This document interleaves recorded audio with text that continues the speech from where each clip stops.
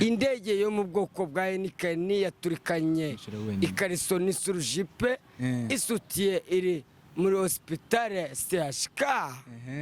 Saba batupero na jina bose saba bati yakamureke tumaye kucyakureri n'agacupa kabona. Ihene yari yambaye ipantaro ya poche bombe na marinette ya fime, uwayibona yahembwa ibihembo bishimishije birimo isuti avec caleçon. Muri make navuye muri Kongo meze nabi cyane ko twari turi guhunga tuvuye mu masasu mabi cyane. Umuvandimwe aramfasha aranyundura agasosi ngize amahirwe ndabarurwa mbi mu nzi hoji. Ngize amahirwe ndasohoka kubyerekeranye no kujya United States of America, nubwo byaje gupfa nyuma yaho. Ariko mu by'ukuri uyu muvandimwe muhira benshi baramuzi, ababaye mu nkambi ya Gihembe bari muri Leta Zunze Ubumwe za Amerika, uyu mutipe muhire baramuzi cyane. Rero akajya mfasha kwa kundi aba togushije zingaro kama gasosi. Nanjye nabandi gukata muri quartier nkamwe ariko wagera kwa Mucoma nkajya gufata kuri Karakaboyo. So n'umuntu wamfashije cyane muri make ni birebire. Yaranyunduye Rwerere Kiyovu n'umukino ukomeye cyane, ndakubwiye arapfa umuntu Kiyovu Rwerere ariko ngiye kubera nabaga Kiyovu, nabaga ndi gufana Kiyovu.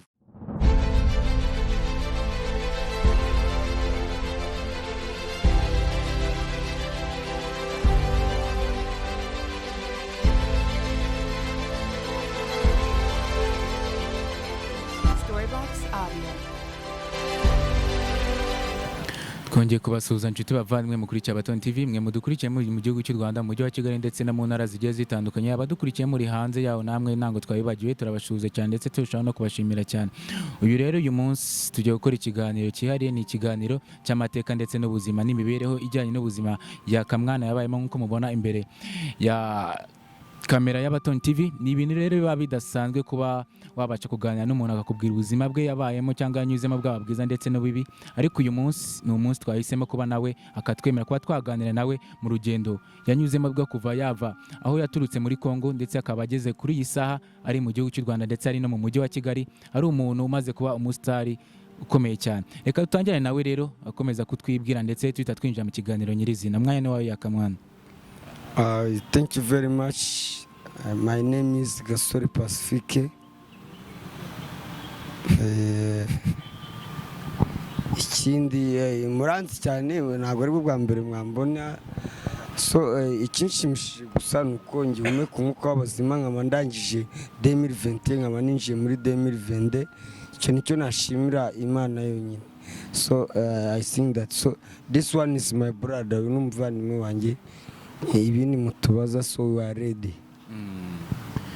Ya Kamwana rero tugiye kuganira mu bijyanye n'urugendo rwawe, dore kuko ndakeka ni ari twebwe tugiye kuba twakora kuri iyo topic ijyanye n'ubuzima bwawe ndetse n'urugendo rwawe kuva aho waturutse kugeza ubu ngubu. Turagira ngo noneho dutangirane nawe utwibwira ati se waturutse muri Kongo hari mu uhe mwaka, wageze gute mu gihugu cy'u Rwanda, ndagira ngo waciye mu nkambi, se muri iyo nkambi ubuzima bwawe bwari bumeze bute, se uyu muvandimwe turi kumwe nawe ni iki mu buzima bwawe? Tutagiye kure ngiye nkiva muri Kongo ninjiye mu nkambi ya Gihembe Ibyumba. Nkambi ya Gihembe yabaga Ibyumba, akarere ka Kageyo. Aho ntabwo ari akarere, n'umurenge wa Kageyo. Ikindi uyu muvandimwe niwe wanyakiye kuko yari Mucoma, yitwa Muhire Aloys. Niwe wanyakiye kwa kundi nyine umuntu ubukatakata nturamenya ahantu ntabwo uhazi, ni mu nkambi nini. Nkajya nikata ku cyokezo cy'uyu mujama yakoreraga mu boss witwa Byiringiro, za gupfira nawe muri Kongo. Korera undi mu boss bitaga Papa Shukuru Gahunde, na n'ubu bari muri Leta Zunze Ubumwe za Amerika. Uyu mungu rero akajya mfasha kwa kundi aba togushije zingaro kama gasosi. Nanjye nabandi gukata muri quartier nkamwe ariko wagera kwa Mucoma nkajya gufata kuri Karakaboyo. So n'umuntu wamfashije cyane muri make ni birebire.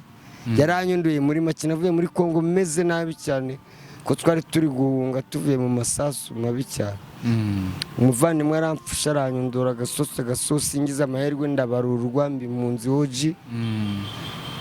ngize amahirwe ndasohoka ku byerekeranye no kujya United States of America nubwo byaje gupfa nyuma yaho, ariko mu by'ukuri uyu muvandimwe Muhire abenshi baramuzi, ababaye mu nkambi ya Gihembe bari muri Leta Zunze Ubumwe za Amerika, uyu mutipe Muhire baramuzi cyane. Sa nk'umutunga mikoro tubazeho, sa nk'umutunga noneho tumubaze nawe ku bijyanye n'uburyo yagufashije.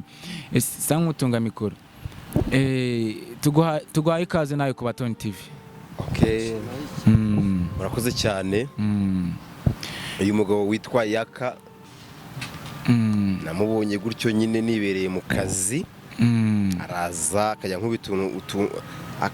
utuntu two kunsetsa. Okay, nakoraga n'undi mujyama nkamubwira uyu mugabo nabura ikintu hano cyo kunywa isosi ya zingaro nayibura urahita utaha. Okay, Yaka ukajyamo kubita isosi ya buri munsi, isosi ya buri munsi cyane. Icyo kuri apana nanga ari isosi gusa, hari uburyo wenda nibwo bwa mbere yagera imbere ya kamera, ariko hari ukuntu yamaraga gutogusa zingaro, yamara kwikuramo agiye kuyikata, ya sosi ya zingaro agakubitamo umuceri nangwa se agakubitamo agatoki, akarura ibiryo tukarya. Abandi batipe bari bamenye bagashaka kunyima ku biryo, akavuga ati mureke dusangire, nawe ni umuntu mwana, kuko nari nananutse byadanje mvuye mu bintu by'amasasu menshi cyane. Birumvikana. None se rata ukiri aho ngaho, Yaka mwana, kugira ngo ubaye wabasha guhura nawe ku cyokezo cyawe, ni igiki cyabashe kuba cyabahuza? Yaka mwana, ikintu cyatumye duhuza, we yarasetsaga, yagaza akansetsa. Mbo hari agakoryo nzi yankoreye cyane, tugeze ahantu mu gasatire biti Kageyo, ngo ihene ngo yambaye ipantaro ya poche bombe. Niho nagiye mukundira cyane, bari kuvugana n'abandi Icyongereza, kandi wowe hakuna icyo gihe nibwo nari nkiva muri Kongo, ariko nari nsanzwe ngewe ndi umukomediye, nongera nakuraga kugira utuntu two gusetsa. Indege yo mu bwoko bwa Henikeni yaturikanye ikariso n'isurujipe, isutiye iri muri hospitale CHK. Saba batipe nagenda bose, saba bati akamureke tumaye ku cyakora n'agacupa kabona. Ihene yari yambaye ipantaro ya poche bombe na marinette ya fime, uwayibona yahembwa ibihembo bishimishije birimo isuti avec caleçon. Wow,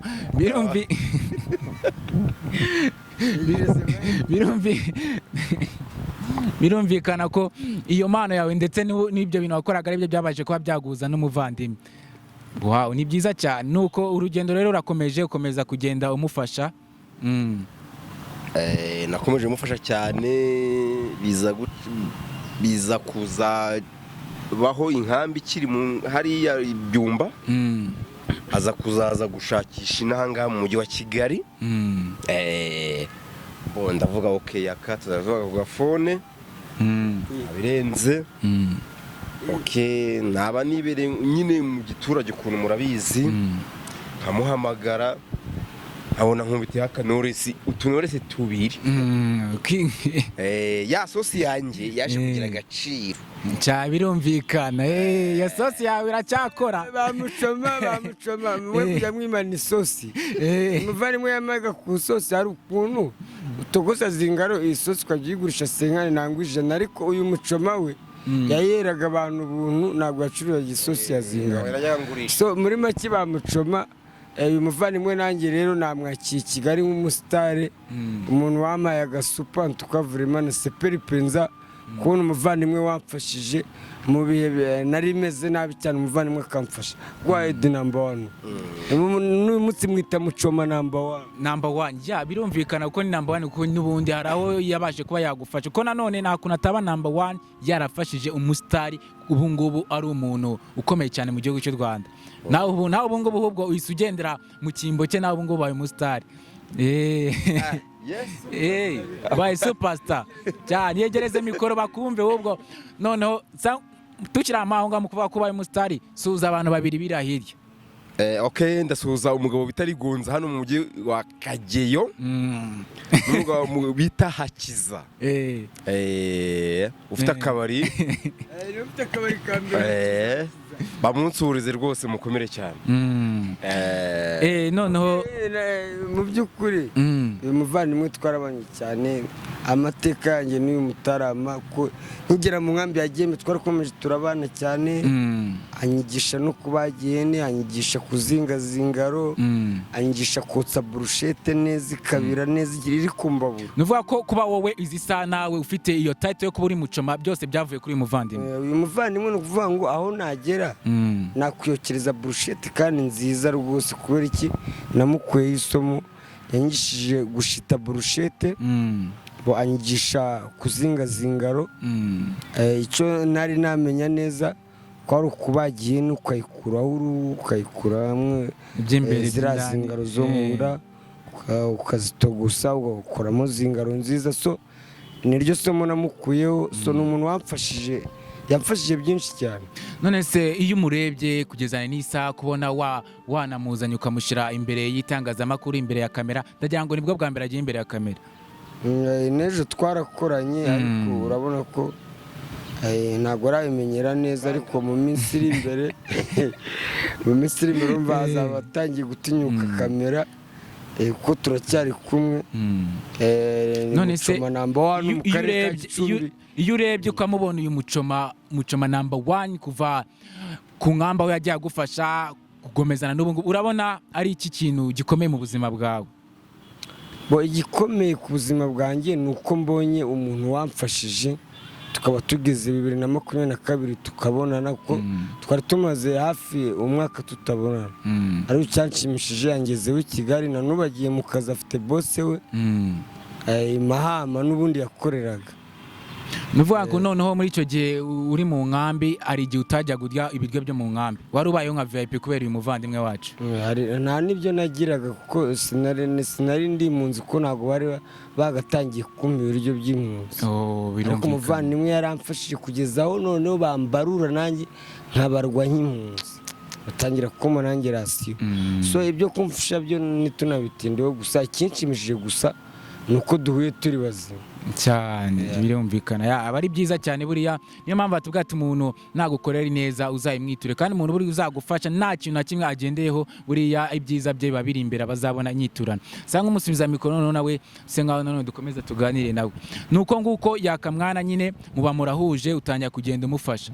Ese muri ibyo bintu wabashaga kumuhereza wowe ubwawe warikoreraga, wari ufite ba boss, nta kibazo wagiragamo iyo wamuherezaga iyo sauce cyangwa n'ibyo biryo? Nta kibazo nagiraga. Nuvuga ngo napatanaga na boss, tukumvikana amafaranga ndi buze kumuhereza ku mugoroba. Kumbwira ngo natanze isosi nta kibazo, ninjye narayitangaga bisanzwe, nari buze kuyigurisha, barayishakaga. Ahubwo we ntabwo yagurishaga isosi y'abantu, ko ari bamucoma benshi bazwi bana isosi 50 ariko uyu we anatandukanye n'abandi bamucoma, isosi y'abantu bari aho ngaho. Uvuga ati wowe wabaga wapatanye na boss, ubundi yaka akizira akagusetsa, nawe ukambwira ati akira cyakura kabisa ukamuporeza. Ebana kira kitu cyote gifateho irayi, arukuntu tujya tubishyira ku mishito. urashonje ry'ibirayi nta kibazo. Nawe akakubera umwana mwiza, nawe akiriye akamera umwana mwiza, akagenda iyo ngiyo, akaza kugaruka, akaza kansetsa. Icyo kunywa noneho byari ngewe, byari wowe. Niwe wamugize umusinzi? uramugize umusinzi. None se ntabwo yangize umusinzi, ahubwo yabaga asoje akazi. Nanjye kuko urabona mu nkambi nari umumutsi, nako umuhwituzi, atanga amatangazo. Urabona itangazo umuganda hari inama, nibyo nakoraga. Nanjye umwana yabuze mu nkambi gatanga itangazo. Hari umwana warunaga uteganya none naba nayabonye, nkasa none yabasoje akazi, tukajya kwicara ahantu tukanywa kakanyanga tumeze neza twasoje akazi ayafite ariko we yabaga afite menshi kuko yari afite akazi kanjye twe twahembwaga make urabona abantu batanga amatangazo duhembwa make cyane. None se ayo matangazo wayatangaga mu nkambi hagati cyangwa ni hanze mu matora? Nkambi ndani. Abaguhembaga ubwo ni bande? Bari abayobozi b'inkambi. Abayobozi b'inkambi. Uvuga ngo umwana wenda yabuze mu nkambi bakavuga ati yakamumuhe mikoro agenda atangaza abwira abantu umwana runaka yabuze no muri quartier runaka yabuze umwana akaba arabonetse. Kigaragara noneho Kamemba n'abayobozi b'inkambi bakamemba. Nuvuga ati nubundi ukigerayo nubundi bahise bakubonamo Imana. Umuntu wari wese wabasha guhagarara imbere y'abantu cyangwa wagenda avuga amatangazo. None ngiye n'uburyo nakoraga amatangazo neza hari ukuntu afataga iriya mikoro kiriya kimikoro urabona hari ukuntu urikodinga ugakubitamo indirimbo abana bose ntagura mu mushake abana bose bakangurikira mu nkambi. Ubwo iyo watangaga kubakutiramo akarembo kitwa Ekotite indirimbo nyinshi zigiye zitandukanye abana bakamuhiga umwana wabuze bakahita bamuza ahita amujyanira nyina Kamemba. Habaye nk'umupira football abantu uyu munsi hari match ya danje ku kibuga ya Rwerere na Kiyovu kuko mu nkambi twari dufite ibice bibiri nkambi ya Gihembe hari igice twitaga Rwerere na Kiyovu. Nuva iyo Rwerere na Kiyovu byabaga byahuye yabaga ari match ya danje habaga hari abafana benshi n'abakobwa beza bya danje kandi ubwo ni wowe wabaga wayivuzeho iyo match bati hari match ya danje ni Rwerere na Kiyovu sa nkaho udusubiramo gatonye ubwo wahamagariraga abantu kuza kuri iyo match. Rwerere Kiyovu ni umukino ukomeye cyane ndakubwiye harapfa umuntu Kiyovu Rwerere ariko ngiye kubera nabaga Kiyovu nabaga ndi gufana Kiyovu. Hari n'abakinnyi benshi harimo Kebe harimo Agafishi n'abakinnyi bakinnye no muri Zebre bakina ko urabona impunzi twari tuzi umupira cyane twatsindaga n'ikipe y'akarere ka Gicumbi. Nawe se warakinaga? Kandi turi impunzi oya ariko ni impunzi zabaga zatsinze ikipe y'akarere ka Gicumbi. Kwari n'abakinnyi benshi b'impunzi bakinnye mu kipe y'akarere ka Gicumbi tubakontorora ba Sandari bose bari United State. So ni ukuvuga ngo inkambi ya Gihembe aho muri hose United State abari muri leta zitandukanye Michigan, Texas, Kansas, Arizona, so abari Kentucky abana twabanye mu nkambi ya Gihembe antuka vraiment ndabakumbuye sana ariko mugerageze mujye mumenaho $1 ngiye byaranze narasinze ndwana n'abayobozi. Nuko nguko umuvandimwe nyine uba ukomeje kumufasha muri ubwo buzima yarabayemo butari bwiza umuce n'ahantu yaravuye. Ese wowe uwo mutima wawe wo kuba wavuze ati reka njye mufasha byabaga byaturutse kuki? Mvuga ngo nyine nta kibazo umuntu uwo ari we wese ni umutima wanjye ngira umuntu uwo ari wese nawe uje ndahantu mu kazi nagufasha uje umbwira ngo wabuze aho urara nagucumbikira. Noneho ubungubu tuvuge ko ya sosi yawe wahaga yakutakitanga kubera yakayagiye. Umuntu wese ndayimuha ari gusa yahaga n'abandi. Nuko ese muri icyo gihe wari wafashaga yaka wamufashije mu gihe kingana gute?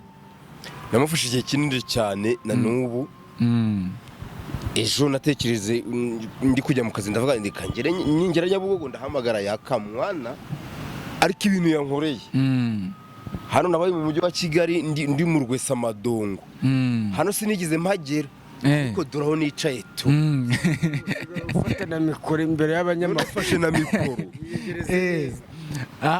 none mu bintu amaze gukora cyangwa ahantu n'ibikibona bitangaje bihari? Ndi kubona abantu bari gusenga Imana ndi kubona jaride egoko shati naryama hano ukisinzirira nuvuga ati mu byo wamukoreye ibyo yakawe agukoreye urabona ari ibindi birenze cyane. Yaka ndi kubona we agiye kundenga ibyo namukoreye yanjyanye no kwa Asiya. Twaraye kwa Asiya kwa mabuja namubwira ati rero mbonye umuvandimwe wanjye wamuhuje n'icyamamare twarane kuko mabuja yampaye icyumba hariya mabuja aravuga ati niba ari umushyitsi wawe apfa kuba atari indaya wazanye nangura ni umuhungu mugenzi wanjye twabanye reka turarane twaraye kwa Siya tukavuremo Siya ndamushimira cyane ntabwo yakwirengagiza umuvandimwe w'undi muntu bo ikindi cya kabiri uyu muvandimwe turacyari kumwe ariko ari kwerekeza Kirehe kuko bose we yavuye mu nkambi ya Gihembe bimuye impunzi zose bose wari Mahama bose we yamuhamagaye ati na hano narafutishije ngo nugaruke mu kazi kawe ishimira umuvandimwe w'ibitangabo ukizirikana umukozi we kavuga ati ngo nusure mu kazi kawe so c'est très bien birumvikana ko akazi kawe ugakora neza kubucema kuba nanone wongeye ugahamagarwa uko wongeye kujya gusubira mu kazi ni icyizere kigaragara uri umuntu mwiza cyane ese tukiri aho ngaho ubundi akazi kawe ka mucoma wagatangiye ryari ese ukamaje kukugeza ku muri rusange akazi ka mucoma ni keza cyane mfite umugore n'umwana kandi niho nabikuye inzu ndubatse nta kibazo rwose nta n'akandi kazi kandi nakora urumva ko kotsa kwe afite umugore n'umwana afite inzu ye yakuye mu kazi ke wenda hazi n'igihe nasindaga nkagenda nkararayo umudamu akatwarurira nkiba hariya mu nkambi ya Gihembe nkagenda tugasinda nkarara iwe twarasindanaga uyu nguyu n'abanywa inzoga ntabwo ari ukuvuga ngo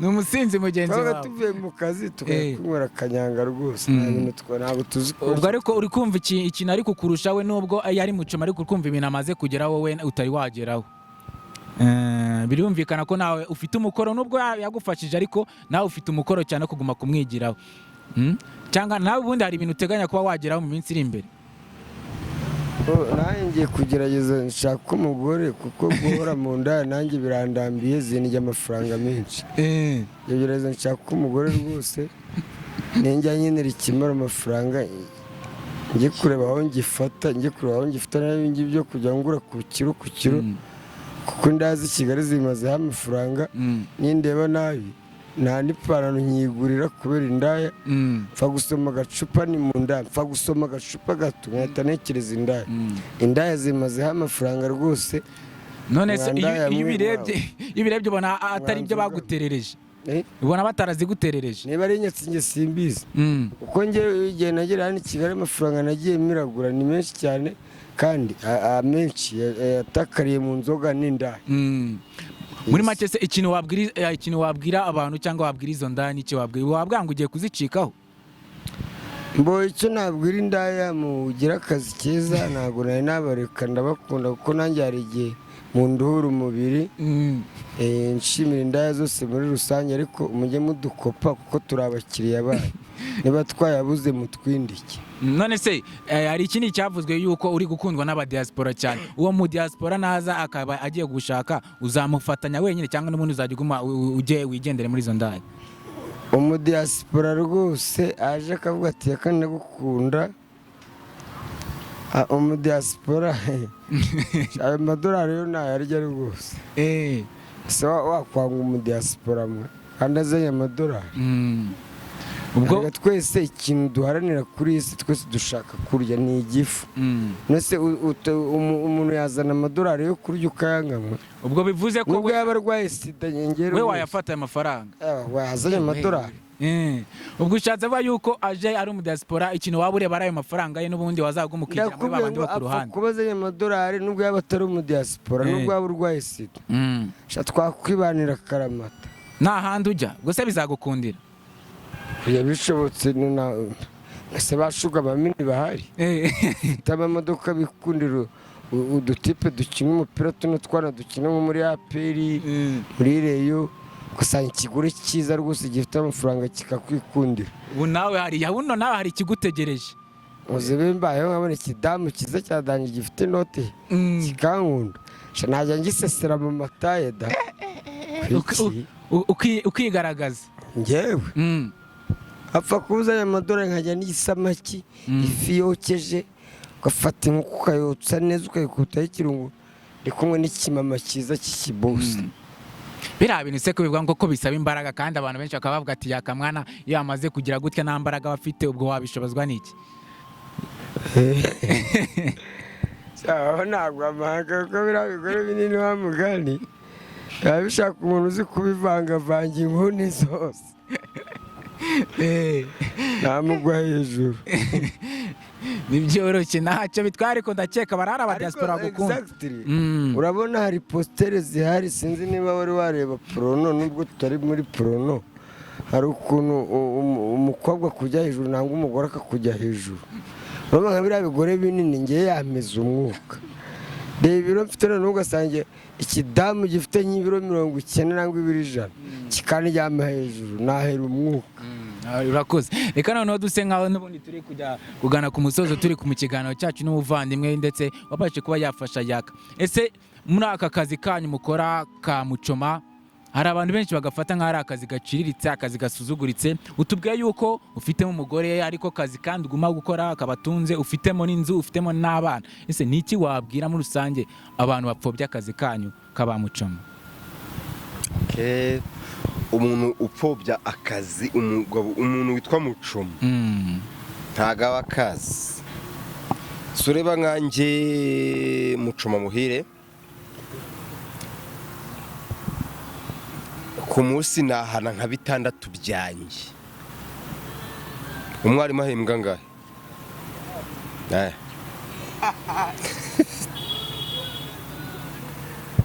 Tutagiye kuramugana Muchoma yariye inyama, yariye ikirayi, yacuruje. Niba wenda yaverishije boss agatahana 6 kiri ku poshi, urumva Muchoma adahembwa amafaranga menshi kandi yanariye. Birumvikana ko n'ubundi nyine Muchoma aba yihagazeho ndetse kandi anafite akazi keza cyane. Kuba ayinjiza ayo mafaranga nibivuga ko akazi ke n'ubundi ari keza kandi kanagomba no kuba kahabwa agaciro. Ko birumvikana nimba arusha umushahara cyangwa arusha kubaho neza umwarimu, birumvikana nawe bakamuhaye agaciro cyane. Hari kandi kantu ushaka kuvuga kugerekeranye na ba Muchoma. Hari ukuntu umukire ashobora kugura ihene 2 ariko nta muntu afite uri buzibage. Fati mushakire Muchoma agakodesha imbabura bakayizana iwe mu gipangu, agakodesha Muchoma kazana abakozi be niba ari 2 niba ari 3 bakokereza bose. Niba yakoresheje pati niba ari anniversaire we mu rugo, Muchoma kotsa agaseriva neza kandi agahembwa. Umva kandi akananywa Muchoma gatayanyweye yanakoze akazi ke fresh. So akazi ka Muchoma ngiye buriya ngize amahirwe Imana ikamfasha neza akagira umfasha ngewe ngashinga icyokezo cyanjye. Nzi kwiyokereza rwose kandi abakiriya bakagenda bameze neza, ikirungo nawe tayari ikirungo kimeze neza. Rezo wangishe gukora ikirungo cyo gukubita kuri burushete. Kandi ba Muchoma nta mukobwa ubawe. Ba Muchoma barya abana. Kwari umukobwa ushobora kuza kunsura ngende kumbabura. Bavuga ati injira hara mu cyumba bagushyiriraho burushete 2 n'ibirayi bya senyise. Z'ubuntu. Ngewe mba nzi ko boss ari bunkate. Mba nzi ko boss ari bunkate. Ariko niba ari agakobwa keza nkavuga ati nta kibazo boss arankata. Umukobwa kinjira mu cyumba mukiriza neza. Ubwo no kuvuga ko mwese icyo kintu cyo gukunda abakobwa ba Muchoma mwese mu gihuriyeho muri iki gihugu no ku isi hose. Ba Muchoma barya abana nabyo nta mukobwa wakwanga Muchoma kandi Muchoma afite ibirayi na burushete kandi n'abari bumuzana ari byo bari bumugurire kandi Muchoma ari bubifite. Nuvuga ati nkaho ubonye turufe kuba ufite icyokezo bivuga yuko ubu abakobwa abantu babugiye kubisasira noneho nta kintu babagukura. Nashyiraho umukozi kuko abakobwa bagusubiza kusuka. Ugiye mu by'abakobwa uri Muchoma rero nta kintu wazavirisa boss. Noneho tucyangwa kubijyana noneho na kariyeri yanyu noneho ubu ngubu ndeka duse nkaho tuganira nkaho ari ba Muchoma babiri bahuye. Hari ba Muchoma babagiye ntabwo ari ba Muchoma babiri uyu ni metre ni wanyu. Nyine ntacyo ni metre. Noneho kuba mu kazi kanyu mukora mugiye mufitemo amaterima atandukanye, ikintu wabwira umuntu niyumva icyari cyo mubwiye mu bijyanye no kuba Wachoma? kanze ngufasha aho ngaho nk'akantu ka mbere yangishije igihaha cy'ihene tukita vandarateri vandarateri yahiye inkoro ni agatuza k'ihene inkoro ni agatuza k'ihene kwa kuntu bakakokereza neza ubu nkanga uri kotsa ugahita wumva hari n'ibindi yangishije kuko narabyibuka ukahita ubwira umuntu ati vandarateri yahiye muranyumije cyane sinari nzi ko no mu bijyanye no gucoma naho habamo amaterime atangaje sa nkaho nawe tubwira noneho twumve nyine icyo kintu avuze bita vandarateri iyo ukibaga ihene ushatse wagihaga ari nka gatoya ushaka kugaha umukiriya kugira ngo aze kugapuriza fureshi abona ko ari kanini uragahaga kaba kameze nk'umupira ukuntu ugagahaga kaba kanini ubundi ukabona kujya kukokereza umuntu bagatuguza muri zinga kuko kwa wundi wagahaze ari ukuntu gafunga n'akadeyi umukiriya ati kino kari kininira agahita kwishyura gumbi kirimo umwuka ko numva mu kazi ndumva mu kazi abantu babwira ngo uyu ni muco baramba wane yakubwira byinshi jewe ubwanjye uri muniga wanjye arakabisa umucoma y'abantu banuryohereje nahuye na bamucoma benshi nariye burushete ahantu hose ariko uno mutarama mana uretse no kumfasha gusa ariko uburyo yotsa burushete ushobora kumubwira afite nk'umuntu umwe burushete 100 mu minota 30 zikaba zahiye rwose afite imbabura n'amakara yumvikana ko ibintu nyine afite experience abizi cyane none se ubundi hari azwiho kuba ari abantu nyine usanga imitima yabo iba isa nkaho ikomeye cyane ese buriya iriya hene niwo yibaga ari nzima cyangwa uyigura ibaza ninjye nyibaga ariko nk'ibyo ubigendeyeho ntabwo wamara iminsi kuri iyi si bahita bagucumbikira hahantu mageragere ni ukuvuga ngo njyewe niba ngiye kurwana n'umuntu duhuriye mu kacupa njyana amaboko yanjye nta kuvuga ngo mfite icyuma ngo ndagenda nkigutere ni amaboko yanjye mu gitondo tukaganira cyangwa se byakwanga tukajya imbere y'ubuyobozi uyu mutipe rero twamabangiye kirekire ntabwo akunda kurwana nibyo ariko yanga umuntu umusagarira mu kazi ke kuko nawe ubwawe umuntu akwinjiriye mu kazi agashaka kuvangavanga hari nk'umuntu ushobora kuza ariko bamucoma bahura n'ibigeragezo usanga umuntu araje afashe burushete arayiriye kandi ziba zibazwe wenda batanze komande ya burushete 6 wowe ukaza uturutse ku ruhande bakubwira ati izi burushete uretse ndakokereza iyawe izi ngizi zifite komande wowe ukabura yifashe urayiriye cyo si ikigeragezo cyane ikindi bamucoma bahura n'ibigeragezo byinshi ukaza ukarya burushete ngo nta mafaranga mfite kandi uyisanze ku mbavu ni ukuvuga ngo uretse kwihangana bamucoma nabo bahura n'ibigeragezo rwose ni ukuvuga ati noneho reka duse nkaho tugana ku musozo kugira ngo turusheho nyine kuba twashimira abantu bose bagiye batandukanye nk'uko mwabivuze bamucoma nabo bagira akazi kabo kandi akazi kabo kaba kagoranye ni akazi k'ingufu baba bagomba kububaha aho bari hose cyane dore ko ibyo bakora ari byo kenshi cyane bitunga abantu dore ko nabo nyine hari akazi kabatunga ka buri munsi gira ikintu kimwe wibwirira abavandimwe bamucoma ahantu hose bari muri iki gihugu cy'u Rwanda ndetse no hanze umuntu wese uwo ari we wese ucoma witwa mucoma ndamusuza nakomere cyane ku kazi rwose Imana ijye iduha umugisha mu kazi kacu ndashimira by'umwihariko bamucoma bose ariko bamucoma mujye mureka kugurisha isosi mwana isupu mujye muyiha abakiriya uyu muvandimwe twakundanye kubera uyu we ntabwo agurisha isosi hano niba utogosheze ingaro isupu yiha abakiriya mwana reka twese turi abantu niba nsanzwe nzawe ku cyokezo cyawe nkagura ikirayi cy'ijana nkubita n'agasosi mwana none se kuri ako gasosi ubu ngubu nanone hari ahantu ukibona ufata ku gasosi ubu nshobora kuhagera kuko uyu nguyu niwe twakoranaga cyane ariko nageze i Rwamagana ndashimira hari mucoma w'i Rwamagana nawe utanga isosi ebana uwo mucoma ndamushimira cyane ntabwo agurisha isosi ya Zingaro nawe ayihereza abakiriya bakayinywa so murakoze cyane ba mucoma rwose mujye mureka tunywa agasosi nk'abakiriya kabisa umuvandimwe wawe ni iki umushimira yakamwana icyo namushimira ni uko yanyigishije kotsa ubu ngubu nshobora gufata ikiro cy'ihene cyangwa se ikiro cy'inyama y'inka ngashitamo burushete nziza cyane nkaba nakotsa burushete kandi nkunguka nshobora kugura ikiro cy'inka ikiro cy'inyama y'inka ngashitamo burushete kandi nkunguka so icyo yanyigishije gusa ni uko yanyigishije kotsa nta kindi namushimira kandi twarasangiye ni n'umuvandimwe wanjye n'iwabo barankunda nshimira na papa we na mama we murakoze cyane nk'uko mubyumvishe rero tugiranye ikiganiro kiganira ku mateka ya Kamwana ubuzima yanyuzemo ndetse n'umuntu wamufashe muri ubwo buzima bugoranye cyane niwe muri kubona hano imbere yacu nawe mu gusoza rero turagira ngo agire ikintu kimwe yabwira abamukunda ndetse n'abakunda akazi ke kugira ngo noneho tugane ku musozo. murakoze cyane mvango nyine yakoze cyane kuba naje kumusura akaba yanyakiye